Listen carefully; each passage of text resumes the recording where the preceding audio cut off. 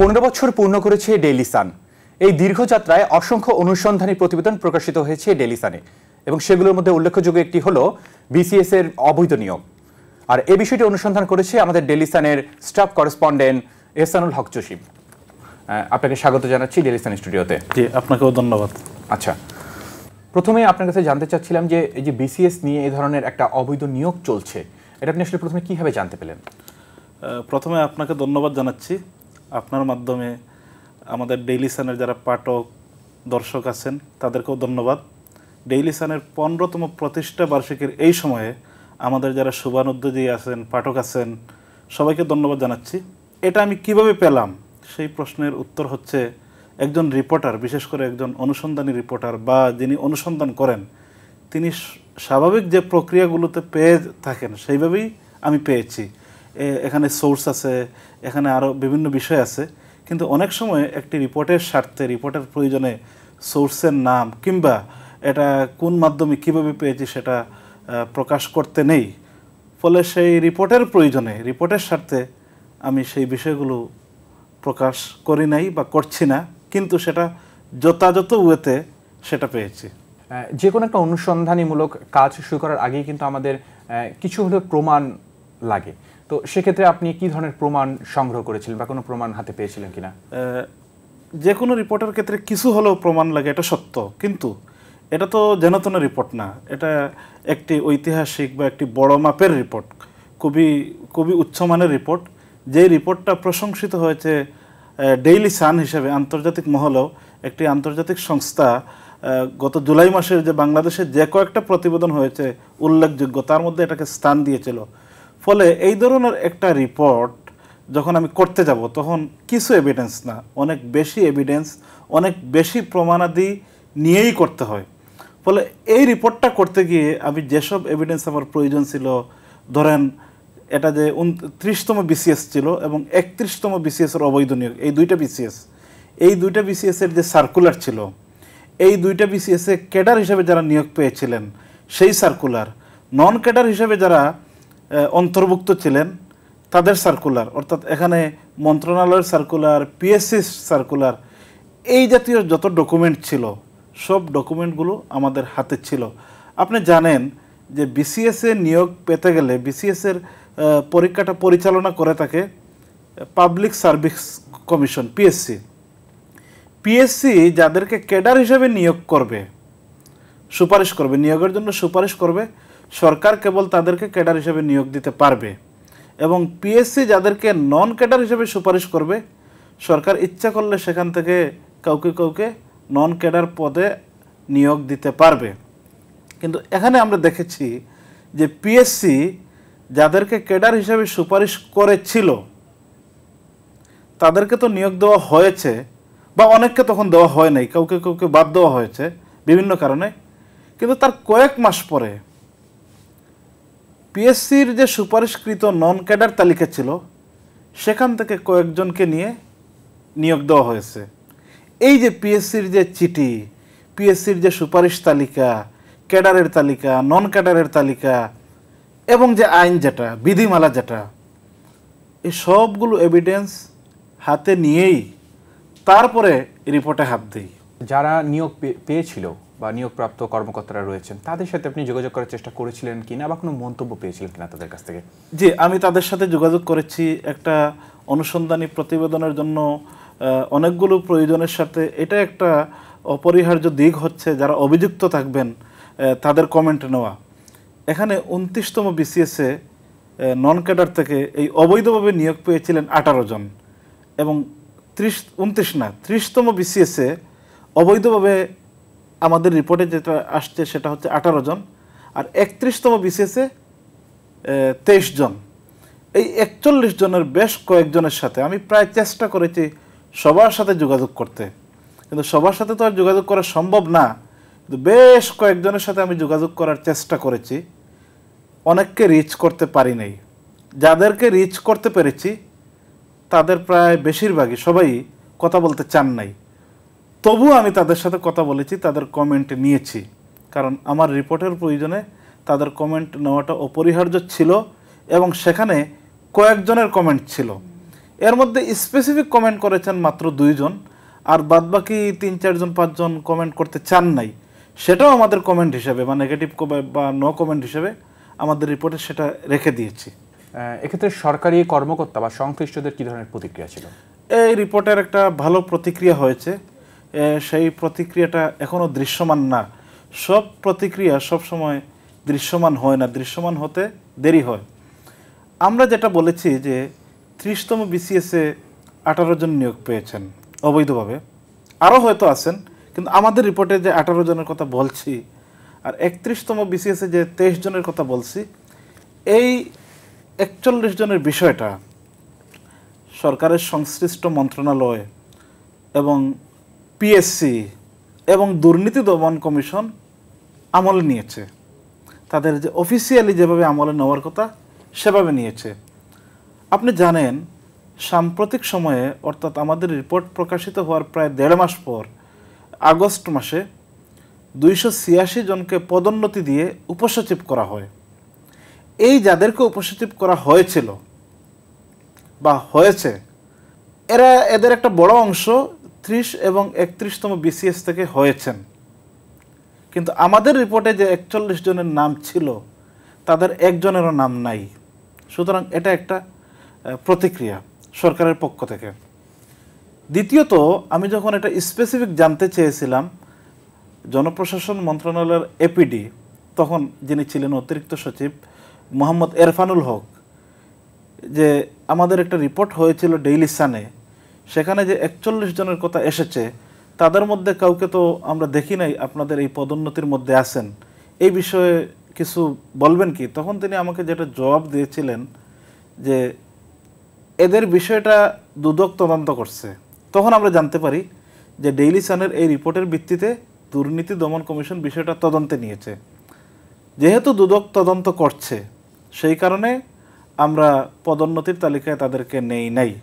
ফলে এখানে আমরা দেখতে পাচ্ছি যে একদিকে যেমন সরকারের পক্ষ থেকে একটা নীরব অ্যাকশন হয়েছে, অর্থাৎ তাদের পদোন্নতি হয় নাই, আর অন্যদিকে দুদক তদন্ত করছে। তদন্ত চলাকালীন সময়ে কিছু বলা যাবে না, কিন্তু তদন্তের রিপোর্টের পরে বলা যাবে যে আসলে এটার রেজাল্টটা কী হয়েছে, তদন্তের রেজাল্ট। সুতরাং এটাকে আপনি একটা সিগনিফিক্যান্ট প্রতিক্রিয়া, প্রগ্রেস বলতেই পারেন। আপনি অনুসন্ধানের সময় কোনো বাধা বা চাপের সম্মুখীন হয়েছেন কিনা? হ্যাঁ, কিছুটা বাধা, কিছুটা চাপের সম্মুখীন হয়েছি। কারণ এই যারা অবৈধভাবে সরকারি পদে কর্মরত আছেন তাদের অনেকেই কিন্তু প্রভাবশালী কর্মকর্তা। ঘটনাক্রমে 30তম বিসিএসে যারা নিয়োগ পেয়েছেন, যে 18 জন, তারা সবাই মহিলা। আর 31তম বিসিএসের যে 23 জন, তারা পুরুষ মহিলা মিলায়। আমি যখন রিপোর্ট করতে যাই তখন তাদের অনেকেই আমাকে বলছেন যে রিপোর্টটা কইরেন না, এভিডেন্স নাই, সঠিক না। তাদের ভাষায় যেটা বলছে, যেমন শাইকা শাহাদাত নামে একজন, যিনি পেকুয়া উপজেলার নির্বাহী কর্মকর্তা ছিলেন কক্সবাজারের। আমাদের রিপোর্ট করার সময় তিনি প্ল্যানিং কমিশনে কর্মরত ছিলেন। তারপরে আরেকজন হচ্ছেন এ.কে.এম. হেদায়েতুল ইসলাম, তিনি টুঙ্গিপাড়া উপজেলার নির্বাহী কর্মকর্তা ছিলেন। আমাদের রিপোর্ট করার সময় তিনি কোনো একটা পৌরসভা বা জেলায় তিনি নির্বাহী হিসেবে দায়িত্ব পালন করছিলেন। সালাউদ্দিন মঞ্জু নামে আরেকজন লোক, তিনিও একটা ভাইটাল পোস্টে ছিলেন। এরকম যাদেরকে অবৈধভাবে নিয়োগ দেওয়া হয়েছিল, এই নিয়োগটা দেওয়া হয় শেখ হাসিনার নেতৃত্বাধীন আওয়ামী লীগের যে 15-15.5 বছরের যে শাসনকাল ছিল, এই শাসনকালের প্রায় শুরুর দিকের 2-3 বছরের ভিতরে। 30তম বিসিএসের যে নিয়োগ যেটা হয় সেটা হয় 2012 সালে, 31/2012 সালে, অল্প সময়ের ব্যবধানে। ফলে এরা সময়ের ব্যবধানে কয়েক বছর পর এদেরকে সরকারের ভাইটাল পোস্টে দায়িত্ব দেওয়া হয়। বিশেষ করে এদের অনেককেই মাঠ প্রশাসনে দায়িত্ব দেওয়া হয়।